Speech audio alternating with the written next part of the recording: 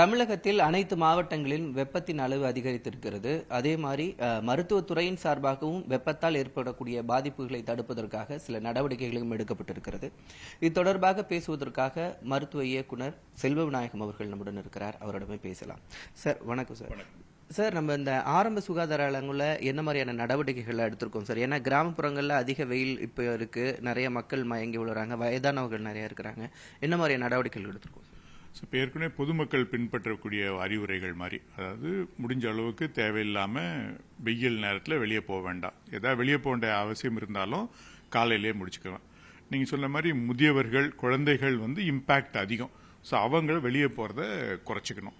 அது மாதிரி வெளியே போகும்போது அவசியம் தண்ணீர் பாட்டில் எடுத்துக்கிட்டு போக சொல்லுங்கள். இல்லை குடையோ துணியோ இதை யூஸ் பண்ணிக்கணும்.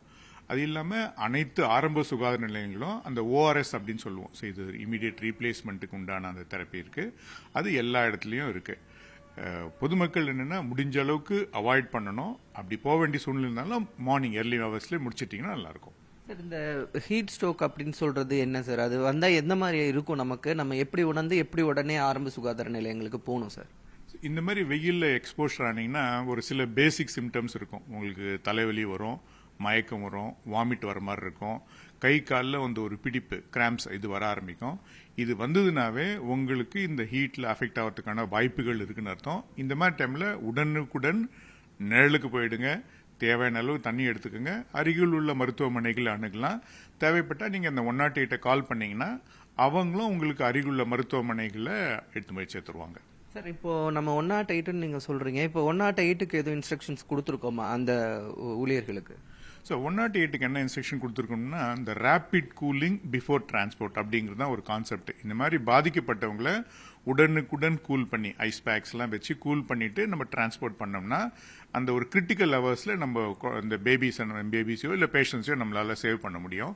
அது இல்லாமல் நிறைய துறை, இன்க்ளூடிங் எங்களோட துறைக்கு என்ன கொடுத்துருக்கோம்னா அறிவுரை முடிந்த அளவுக்கு எல்லா வேலைகளையும் நீங்கள் காலையிலேயே ஆரம்பிச்சு பை 11 o'clock நீங்கள் ஃபீல்டு ஆக்டிவிட்டிலாம் முடிச்சிட்டிங்கன்னா உங்களுக்கும் சேஃப்டி, எடுத்து போகிற நம்ம இம்யூனைசேஷன் மாதிரி அந்த வேக்சினுக்கும் சேஃப்டி, குழந்தைகளும் மற்ற பெரியவர்களும் சேஃபாக இருக்க முடியும். மருத்துவ பணிகள் அனைத்துமே 11 மணிக்குள்ள முடிச்சிட சொல்லி கிராமப்புறங்களை செவிலியர்களுக்கு உத்தரவு. பர்டிகுலராக ஃபீல்டு ஆக்டிவிட்டிஸ், நம்ம வெளியில் போய் கம்யூனிட்டியில் ஒர்க் பண்ணுறதை சீக்கிரம் முடிச்சுக்கணும். அதுக்கப்புறம் இன்ஸ்டிடியூஷனல் சர்வீஸ் அது 24/7 தொடர்ந்து இருக்கும். சார், இப்போ ஓஆர்எஸ்ன்றது நம்ம ஓரலாக கொடுக்கக்கூடிய ஃப்ளூயிடாக இருந்தாலும் ஒருவேளை இப்படி ஷாக் ஆகி வராங்க அப்படின்னும் போது ஐவி ஃப்ளூயிட்ஸ்லாம் நம்ம அவங்களுக்கு தேவைப்படும். அதெல்லாம் எந்த அளவுக்கு நம்ம பிரைமரி ஹெல்த் சென்டர் லெவலில் வச்சிருக்கோம் சார்? ஸோ இப்போ நீங்கள் சொல்கிற மாதிரி ஓஆர்எஸ், ஐவி ஃப்ளூயிட்ஸ் எல்லாமே ஸ்டாக் இருக்குது. இதெல்லாம் மெயின்டைன் பண்ணுறதுக்கு டிடிஎம்எஸ் அப்படின்னு ஒரு போர்ட்டல் இருக்குது. இது through TNMSC medical service corporation வழியாக கோஆர்டினேட் பண்ணிட்டு இருக்கோம்.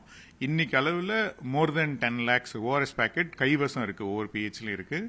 அது இல்லாமல் அரௌண்ட் 70 lakhs வெவ்வேறு லெவலில் ஸ்டாக் இருக்கு, இன்க்ளூடிங் வேர் ஹவுஸ்ல. தேவைக்கு ஏற்ப நம்ம இதை யூஸ் பண்ணிப்போம். ஆல்ரெடி பிரைமரி ஹெல்த் சென்டர்ஸ்ல 2286 ஸ்டாக் பண்ணியிருக்கோம். அது இல்லாமல் இப்போ அனௌன்ஸ் பண்ணி இருக்கிற இந்த 1000 ரீஹைட்ரேஷன் பாயிண்ட்ஸ்லயும் அந்த லோக்கல் பாடியோட சேர்ந்து அவங்க வாட்டர் சப்ளை பண்ணுவாங்க. அதுவும் கூட ஓஆர்எஸ் பேக்கெட்ஸ் சொல்யூஷனும் நம்ம கொடுத்துட்டு இருக்கோம். சார், இப்போ இந்த இதை பொறுத்த வரைக்கும் எவ்வளவு பாதிப்புகள் இது வரைக்கும் வந்திருக்கு? அது மாதிரி ஏதாவது கணக்கெடுப்புகள் எதுவும் நடந்திருக்கா சார்? ஸோ இது வரைக்கும் எந்த பெரிய பாதிப்பு இல்லை. அந்த ஈஸ்ட் எக்ஸாஷன், ஸ்ட்ரோக் அது மாதிரி எதுவும் ரிப்போர்ட் ஆகல. மரணங்களும் கிடையாது. சிலருக்கு உடனுக்குடன் மயக்கம் வந்ததுன்னா அவங்க இந்த மருத்துவமனைகளிலோ இல்லை இந்த மாதிரி சொல்யூஷன் எடுத்துட்டோ நார்மலாக இருக்காங்க. பெரிய அளவில் பாதிப்பு இல்லை. பப்ளிக் இதை தொடர்ந்து இந்த இன்ஸ்ட்ரக்ஷன் மெயின்டைன் பண்ணாங்கன்னா பாதிப்பு ஏற்படாமல் நம்மளால தவிர்க்க முடியும். சார், இன்னும் இப்போ மே 5ஆம் தேதிக்கு மேல இந்த வெப்பத்தின் தாக்கம் அதிகரிக்க வாய்ப்பு இருக்குன்னு சொல்றீங்க. இப்போ நீங்க சொன்ன மாதிரி மெடிக்கல் துறை சார்ந்தவங்களுக்கு 11 மணிக்கு மேல போவானன்ற மாதிரி பொதுமக்களுக்கு எதுவும் ரிஸ்ட்ரிக்ஷன் கொடுக்கறதுக்கு வாய்ப்பு இருக்கு? ஸோ பொதுமக்களுக்கு ஏற்கனவே சொன்ன அதே இன்ஸ்ட்ரக்ஷன்ஸ் தான். முடிஞ்ச அளவுக்கு வெளியே போறத அவாய்ட் பண்ணுங்க, இண்டோர்லயே இருந்துக்குங்க, ஸ்டே ஹைட்ரேட்னு சொல்லுவோம். நல்ல தண்ணீரை தொடர்ந்து குடிங்க, தாகம் இல்லைன்னாலும் தொடர்ந்து குடிச்சுக்கிட்டு இருங்க.